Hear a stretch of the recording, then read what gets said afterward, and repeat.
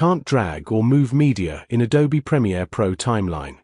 Here are quick solutions, and let me know in comment section which solution works for you. Solution number 1.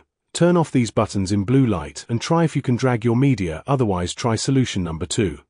Solution number 2. Go to Windows menu, select Workspace, then reset saved layout.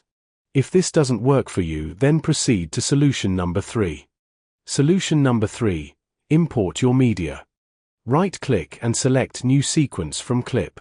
Then drag it to your working sequence. Once you drag it to your working sequence but you can't move your media on your timeline, then do solution number 4. Solution number 4.